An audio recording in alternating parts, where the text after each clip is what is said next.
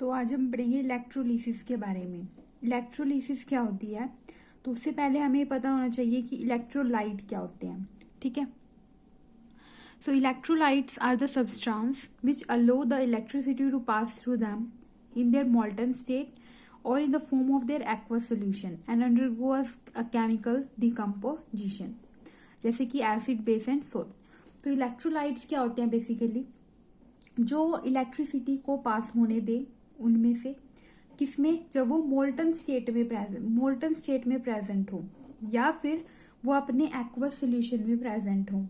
ठीक है, तो उसको हम बोलते हैं इलेक्ट्रोलाइट्स। ठीक है, जैसे कि एसिड, बेस, सॉल्ट, ये सारे क्या होते हैं, इलेक्ट्रोलाइट होते हैं।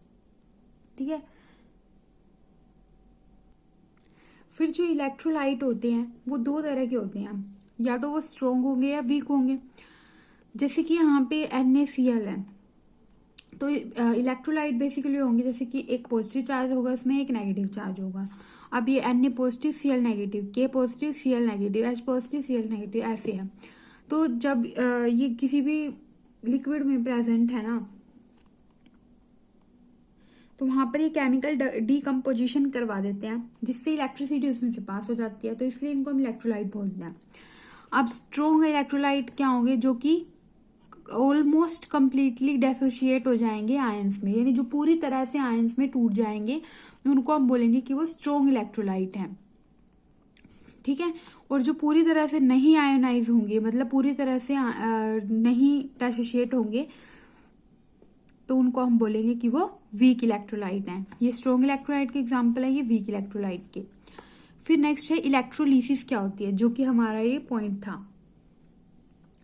तो process of chemical decomposition of an electrolyte, यानी जो इलेक्ट्रोलाइट्स हैं इनकी केमिकल डीकम्पोजिशन होने की प्रोसेस को, जिसमें इलेक्ट्रिक करंट को पास करते हैं हम इनकी मोल्टन स्टेट में, तो उस प्रोसेस को हम इलेक्ट्रोलिसिस बोलते हैं।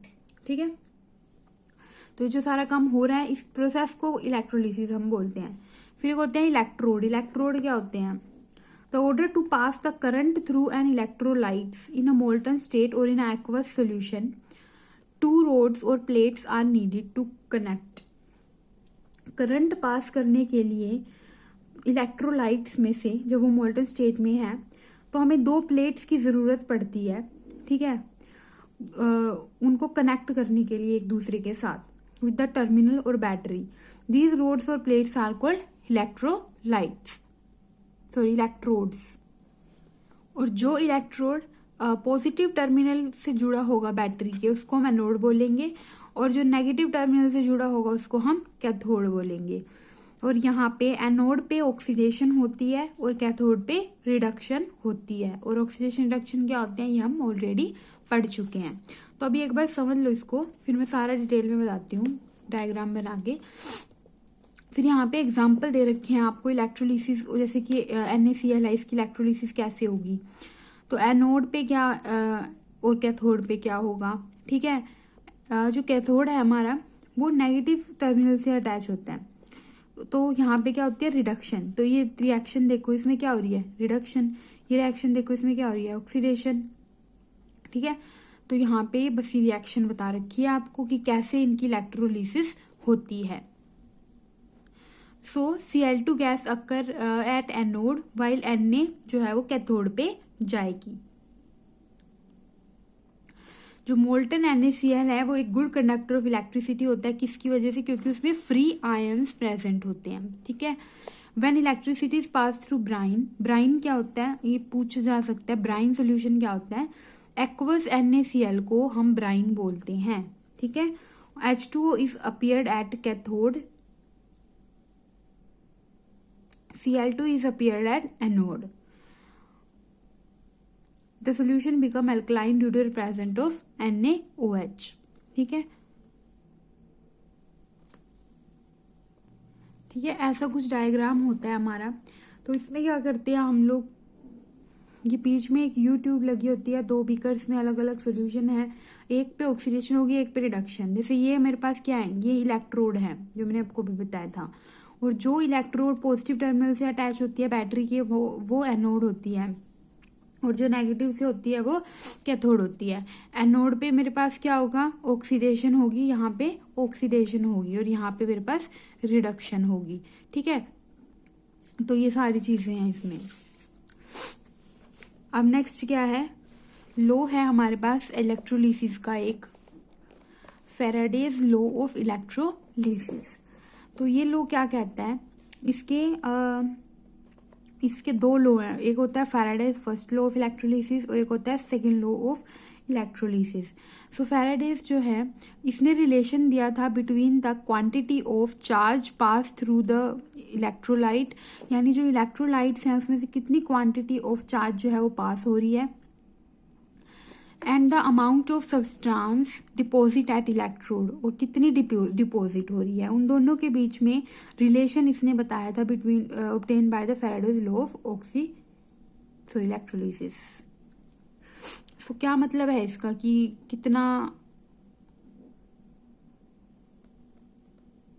डिपॉजिट हो रहा है, ठीक है, और कितने में से, यानी हमारी जो इलेक्ट्रोलाइट है उनमें से कितना चार्ज, कितनी क्वांटिटी ऑफ चार्ज पास हो रहा है और कितनी अमाउंट जो है इलेक्ट्रोड पे जाके डिपॉजिट हो रही है, उन दोनों के बीच में रिलेशन बताया था इस लॉ के अकॉर्डिंग। ठीक है, अब इसका फर्स्ट लॉ ऑफ इलेक्ट्रोलिसिस क्या बोलता है कि अमाउंट ऑफ सब्सटेंस, जिसको हम डब्ल्यू से डिनोट कर रहे हैं यहाँ पे, डिपॉजिट और liberated at any electrode is directly proportional होती है किसके, quantity of charge Q past, यानी जो W है मतलब कि अमाउंट ऑफ सब्सटेंस, कितना सब्सटेंस है उसकी अमाउंट, और Q क्या है यहाँ पे, क्वांटिटी ऑफ चार्ज।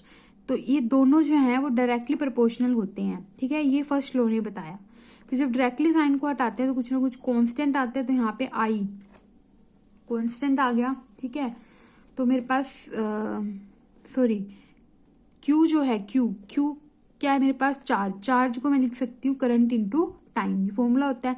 तो मैंने Q को लिख दिया I इंटू टी। फिर यहाँ पे जो डायरेक्टली साइन हटाया तो उसकी जगह J जो है वो कांस्टेंट आ गया, विच इज प्रोपोर्शनैलिटी कांस्टेंट, जिसको हम इलेक्ट्रोकेमिकल इक्विवेलेंट भी बोलते हैं।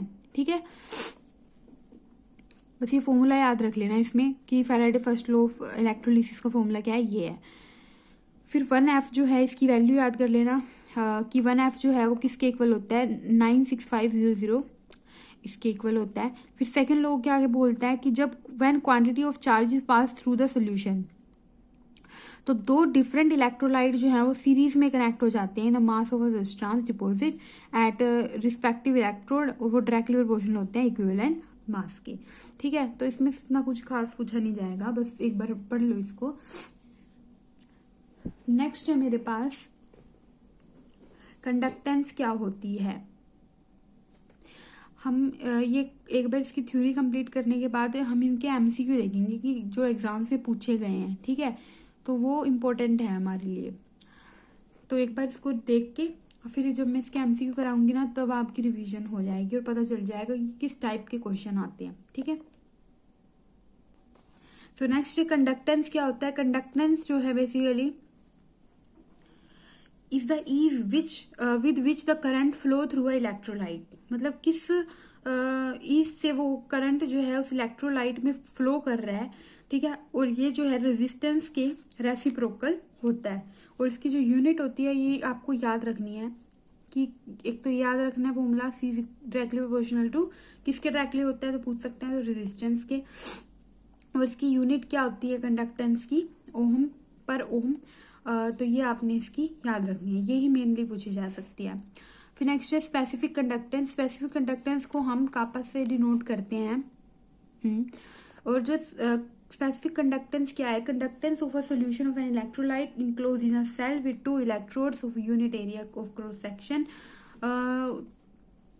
Separated by 1 centimetre. ठीक है, तो इतना डिटेल में मत जाओ, बस सीधा देखो स्पेसिफिक कंडक्टेंस क्या है। स्पेसिफिक कंडक्टेंस ऑफ किसी भी सॉल्यूशन की ऑफ एन इलेक्ट्रोलाइट क्या है, इनक्लोज्ड है इन अ सेल, एक सेल में इनक्लोज्ड है जिसमें 2 इलेक्ट्रोड्स हैं जिनका जो यूनिट एरिया है, एरिया ऑफ क्रॉस सेक्शन जो है वो 1 सेंटीमीटर उनके बीच में गैप है, तो उसको हम स्पेसिफिक कंडक्टेंस बोलते हैं। और इसकी यूनिट क्या है, इसकी तो पर ओम थी, इसकी पर ओम पर सेंटीमीटर है। ठीक है, और ये भी देख लेना एक बार। इक्विवेलेंट कंडक्टेंस क्या होती है? इक्विवेलेंट कंडक्टेंस जो है उसको हम इससे डिनोट करते हैं। तो इक्विवेलेंस कंडक्टेंस क्या है? Conductance of all the ions produced in 1 gram equivalent of electrolyte solution में कितने जो आयंस हैं वो प्रोड्यूस हुए उसको हम बोलते हैं इक्विवेलेंट कंडक्टेंस। और यूनिट ऑफ इक्विवेलेंट कंडक्टेंस क्या होती है? Per ohm centimetre square, gram equivalent per gram equivalent, ठीक है, ये होती है। नेक्स्ट कोरिजन क्या होता है? कोरिजन बेसिकली जंग लग जाना, ठीक है। When a metal is attacked by substance around it such a moisture, जब जो मेटल है वो मॉइस्चर के कांटेक्ट में आता है तो हम उसको बोलते हैं कि वो कोरोड हो चुका है, एंड इस प्रोसेस को हम बोलते हैं कोरिजन। जो ब्लैक कोटिंग होती है silver and green coating on a copper are example of corrosion, ठीक है। कोरिजन जो है वो slowly coat the surface of metallic object with oxidize and other source of metal. तो बेसिकली हम जो है कोरिजन को प्रिवेंट करने के लिए क्या करते हैं? पेंट करते हैं, ठीक है। अगर हम मेटल पे पेंट कर दे तो उससे कोरिजन नहीं होती है, क्योंकि मॉइस्चर मतलब उनके बीच में एक लेयर सी क्रिएट हो जाती है बेसिकली। तो यहाँ पे आपको याद क्या करना है? Rust is hydrated ferric ore. Rust का फॉर्मूला क्या है ये याद रखना है Fe2O3.XH2O। Corrosion cause damage to a car bodies bridge, जो भी लोहे की चीजें हैं सब पे, ठीक है बेसिकली। तो यहाँ पे हमारा कंप्लीट होता है इलेक्ट्रोलिसिस के बारे में। अब ये सिर्फ 11 मिनट्स की हुई है तो नेक्स्ट टॉपिक भी इसमें ही कवर कर लेते हैं। सो नेक्स्ट है हमारे पास carbon and it's compounds.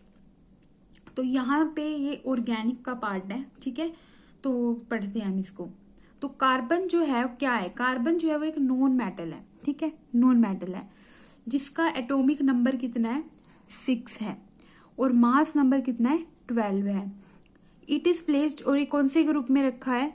4th A में, और ग्रुप 14 में इन अ पीरियोडिक टेबल। इसकी जो वैलेंसी है वो 4 है, तो ये 4 बॉन्ड बना सकता है, ठीक है। ये कार्बन के बारे में था बेसिक। अब एलोट्रोपी क्या होती है?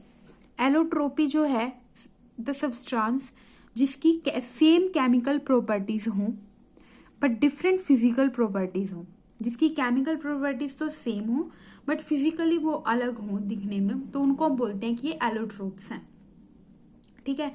जैसे कि अगर आपसे पूछे कि कार्बन के एलोट्रोप्स क्या हैं, तो कार्बन के एलोट्रोप्स कौन है?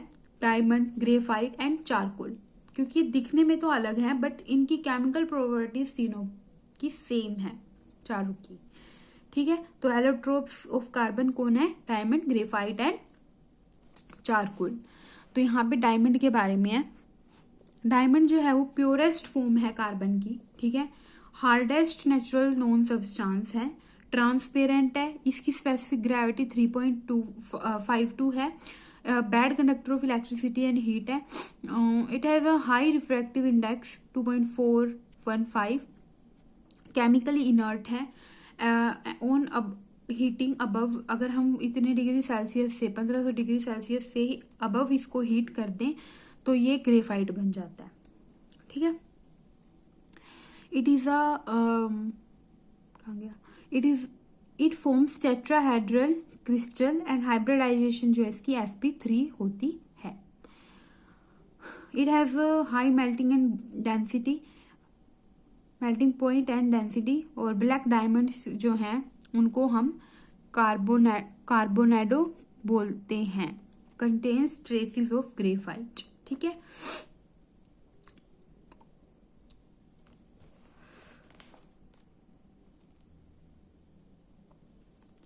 नेक्स्ट है हमारे पास ग्रेफाइट, और इसको हम ब्लैक लेड भी बोलते हैं और प्लम बैगो भी बोलते हैं। ये सॉफ्ट है, ग्रीसी है, डार्क ग्रेइश कलर का होता है, कलर्ड क्रिस्टलाइन सॉलिड होता है। It is good conductor. Graphite क्या है? जो पेंसिल का सिक्का होता है ना वो बेसिकली ग्रेफाइट ही होता है, ठीक है। इट इज स्पेसिफिक ग्रेविटी कितनी है? हाइब्रिडाइजेशन sp2 है, and it has a hexagonal layer structure, ठीक है। उसके बाद ये केमिकली मोर रिएक्टिव है एज कंपेयर टू डायमंड, और इसका जो लेयर स्ट्रक्चर है is held by weak van der Waals forces and graphite जो है इसका यूज करते हैं हम लाइनिंग और इलेक्ट्रोड्स बनाने में, रेफ्रिजरेटरी क्रूशिबल्स बनाने में, लेड पेंसिल और moderator in a nuclear reactor, lubricant in machinery. तो ये सारे इसके यूजेस हैं कि हम ग्रेफाइट का यूज कहाँ पर करते हैं। नेक्स्ट है forms of amorphous carbon obtain bye destructive distillation. So would charcoal जो है वो हमें किससे मिलता है? वुड से मिलता है, शुगर चारकोल केन शुगर से, और बोन्स और एनिमल चारकोल एनिमल के बोन्स से, और कोक चारकोल कोल से। ठीक है। फिर नेक्स्ट है हाइड्रोकार्बन क्या होते हैं? जैसे नाम से पता चल रहा है जिसमें हाइड्रोजन हो और कार्बन हो उनको हम हाइड्रोकार्बन्स बोलेंगे। तो compound of carbon and hydrogen are called hydrocarbons. It is a branch of chemistry which we study about the hydrocarbons, और उसके डेरिवेटिव्स हम इसमें पढ़ते हैं, तो उसको हम बोलते हैं organic chemistry. First organic compound जो है लेबोरेटरी में जो प्रिपेयर किया गया था वो था यूरिया, और जिसका फॉर्मूला क्या होता है NH2CO NH2। नेचुरल सोर्स है ये किसका? हाइड्रोकार्बन का। कौन है? पेट्रोलियम। ठीक है। नेक्स्ट हाइड्रोकार्बन जो है इनको हम क्लासिफाई करते हैं 3 पार्ट्स में, सैचुरेटेड, अनसैचुरेटेड और एरोमेटिक। सैचुरेटेड में क्या होता है? The hydrocarbon in which carbon atoms are slightly bonded, जिसमें हाइड्रोकार्बन जो है वो स्लाइटली बॉन्डेड हो, तो उसको बोलेंगे सैचुरेटेड हाइड्रोकार्बन है। सैचुरेटेड हाइड्रोकार्बन जो है इनको हम एल्केन्स और पैराफिन्स भी बोलते हैं। एल्केन्स जो है वो रिलेटिवली अनरिएक्टिव होती हैं ऑर्डिनरी लेबोरेटरी कंडीशन में। So alkanes are called paraffins because paraffins means little reactive. ठीक है। इसमें आपको याद क्या रखना है? देखो सैचुरेटेड वो है जिसमें सारे सिंगल बॉन्ड होंगे बेसिकली। अनसैचुरेटेड वो होगा जिसमें सारे सिंगल बॉन्ड नहीं होंगे, उसमें डबल बॉन्ड प्रेजेंट होंगे। ठीक है, या ट्रिपल बॉन्ड। ठीक है। और एरोमेटिक जो कि रिंग फॉर्म करेंगे। ये बेसिक याद रखना। अब आपको याद रखना है कि सैचुरेटेड कार्बन्स क्या है, सैचुरेटेड कार्बन्स जो है इनका जनरल फॉर्मूला होता है हमारे पास ये CnH2n+2। ठीक है। फर्स्ट वाले में क्या होगा? +2 होगा। अनसैचुरेटेड का फॉर्मूला क्या है? अनसैचुरेटेड का फॉर्मूला होता है CnH2n। ठीक है। उसमें क्या था? H2n+2 था, इसमें खाली 2n आएगा। ठीक है। ये तो है किसके लिए? अगर डबल बॉन्ड प्रेजेंट है, और अगर ट्रिपल बॉन्ड प्रेजेंट है तो उसके लिए फॉर्मूला होता है ये CnH2n-2। ठीक है। तीनों के फॉर्मूले याद हो गए। सिंगल बॉन्ड के लिए होता है CnH2n+2, डबल बॉन्ड के लिए खाली लास्ट में 2n आएगा, और ट्रिपल बॉन्ड में 2n-2 आएगा। ठीक है। ये फॉर्मूला डायरेक्ट पूछा जाएगा MCQ में। ठीक है, कि सैचुरेटेड हाइड्रोकार्बन का फॉर्मूला, जनरल फॉर्मूला क्या है? एल्कीन का, एल्काइन का, ऐसे। ठीक है। एल्केन क्या होते हैं? जिसमें सारे सिंगल बॉन्ड होते हैं। अगर लास्ट में आ जाए YNE एल्काइन, तो मतलब उसमें डबल या ट्रिपल एल्केन में सिंगल बॉन्ड, एल्कीन में डबल बॉन्ड, और एल्काइन YNE आ जाए तो ट्रिपल बॉन्ड। ठीक है। तो सैचुरेटेड समझ आ गया। और अनसैचुरेटेड जिसमें डबल बॉन्ड या ट्रिपल बॉन्ड प्रेजेंट होंगे तो अनसैचुरेटेड बोलेंगे। फिर नेक्स्ट है एरोमेटिक। एरोमेटिक में क्या होंगे? रिंग बनेगी, और इसका सबसे बेसिक एग्जांपल बेंजीन रिंग होता है जिसमें 6 कार्बन प्रेजेंट होते हैं। These are the homocyclic compound which contain at least, जिसमें कम से कम एक बेंजीन रिंग प्रेजेंट हो, in which carbon atom are link to one another by alternate single and double bond. इसका मतलब क्या है? जो बेंजीन रिंग होती है ना, उसमें कैसे बॉन्ड प्रेजेंट होता है? जैसे कि मेरे पास बेंजीन रिंग है। ठीक है। तो यहाँ पे कार्बन, यहाँ पे कार्बन, यहाँ पे कार्बन, कार्बन कार्बन, तो टोटल 6 कार्बन इसमें प्रेजेंट होते हैं। और ऐसे अल्टरनेट पोजीशन पे डबल बॉन्ड होता है। जैसे यहाँ डबल बॉन्ड, फिर सिंगल, फिर डबल बॉन्ड, फिर सिंगल, फिर डबल बॉन्ड, फिर सिंगल। तो इसलिए इसको बोल रहा है कि अल्टरनेट पोजीशन पे डबल सिंगल बॉन्ड प्रेजेंट होता है। तो कम से कम एक बेंजीन रिंग होनी चाहिए, तो उसको हम एरोमेटिक हाइड्रोकार्बन बोल देंगे। In Greek aroma stands for sweet smell and compounds are classified have pleasant smell, they are called aromatic compound। Clear हो गया एरोमेटिक कंपाउंड क्या होते हैं? तो तीनों समझ में आ गए, सैचुरेटेड, अनसैचुरेटेड और एरोमेटिक। और एल्कीन एल्केन एल्कीन एल्काइन, ठीक है। एल्कीन मतलब सिंगल बॉन्ड, एल्कीन मतलब होता है डबल बॉन्ड, और एल्काइन मतलब ट्रिपल बॉन्ड। और तीनों के फॉर्मूले आपको याद होने चाहिए। नेक्स्ट है आइसोमर्स क्या होते हैं? टू और मोर कंपाउंड जिनकी सेम मोलिकुलर फॉर्मूला होगा बट फिजिकल और केमिकल प्रॉपर्टीज अलग होंगी। फॉर्मूला सेम है बट फिजिकल केमिकल प्रॉपर्टीज अलग है, तो उनको हम आइसोमर्स बोलेंगे, ठीक है। फिर है next petroleum. Petroleum, the term petroleum Latin Petra का मतलब होता है रॉक, ओलियम का मतलब होता है oil, is applied to the dark colour oily liquid which offensive odour found in a various depth in many regions below the surface of the earth. Basically petrol, ठीक है। It is also called a rock oil और mineral oil और crude oil भी इसको हम बोलते हैं। A complete list of petroleum products, approximate composition, boiling range and their uses are given ahead. तो इसको देख लेना एक बार टेबल को।